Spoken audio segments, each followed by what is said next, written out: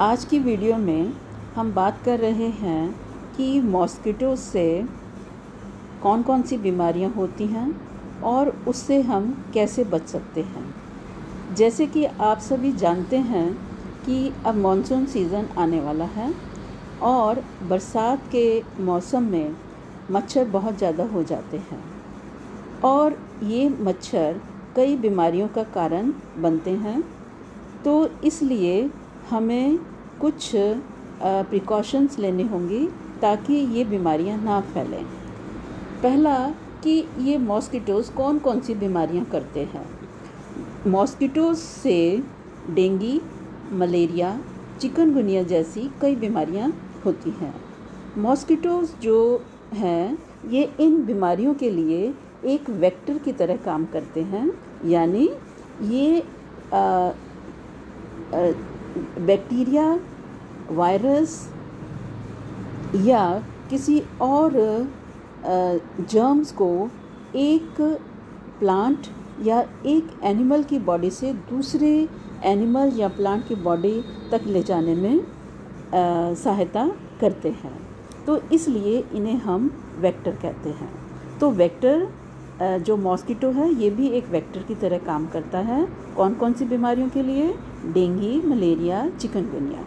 अगर हम इन तीनों बीमारियों की बात करें, जो डेंगू और चिकनगुनिया है ये वायरल हैं, वायरस से होते हैं, जबकि मलेरिया जो है प्लाज्मोडियम से होता है, जो कि एक प्रोटोजोआ है, लेकिन उसका एक लाइफ साइकिल का एक हिस्सा मॉस्किटो की बॉडी में भी पास होता है। तो ये था कि मॉस्किटो से कौन कौन सी बीमारियां होती हैं, क्योंकि ये मॉस्किटोज़ कहाँ अंडे देते हैं? ये पानी में अंडे देते हैं और इन बीमारियों को करने वाले जो मॉस्किटोज़ हैं उनका भी अलग अलग नाम होता है।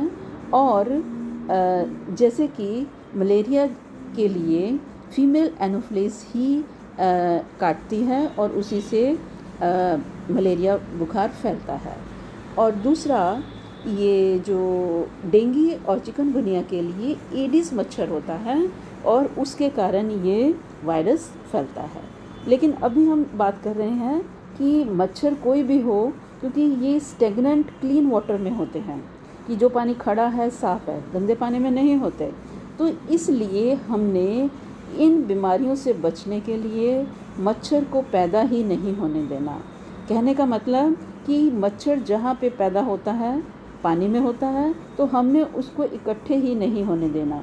उसको ब्रीड करने के लिए, अंडे देने के लिए जगह ही नहीं देनी है। तो इसके लिए हमें क्या क्या ध्यान रखना है कि जैसे आजकल गर्मी है कि सभी के घरों में कूलर यूज़ होते हैं, तो कूलर का पानी हर वीक आप बदलिए, ठीक है, क्योंकि इस पानी के अंदर मच्छर अंडे दे सकता है। अगर ऐसा आपका कूलर है कि उसको आप पानी चेंज नहीं कर पा रहे हो, तो उसके अंदर डीजल, पेट्रोल आपकी कुछ बूंदें डाल दीजिए, और एक ग्रेन्यूल्स भी आते हैं टेमीफोस के, वो आप डाल सकते हैं। इस बात का आपने खास ध्यान रखना है। उसके बाद आती है कि ओवरहेड वाटर टैंक्स जो होते हैं, जिनको हम टंकी कहते हैं, उनका जो लिड है वो टाइटली बंद होना चाहिए ताकि मच्छर उसके अंदर ना घुसें। तो जो एक साइड में पाइप होता है जिसमें से पानी निकलता है, अगर वो है तो उसके अंदर भी आपको नेट या कपड़ा लगा देना है ताकि मच्छर उसमें से घुस के टैंकी के अंदर ना चला जाए और वहाँ पे वो अंडे ना दे दे।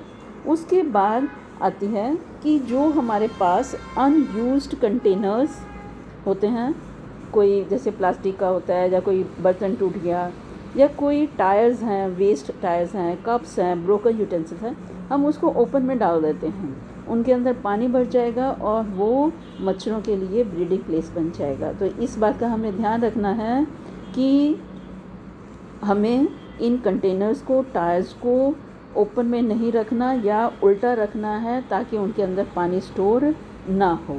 अब बात आती है कि हम पक्षियों के लिए एक बर्तन के अंदर पानी भी रखते हैं क्योंकि गर्मी बहुत ज़्यादा है।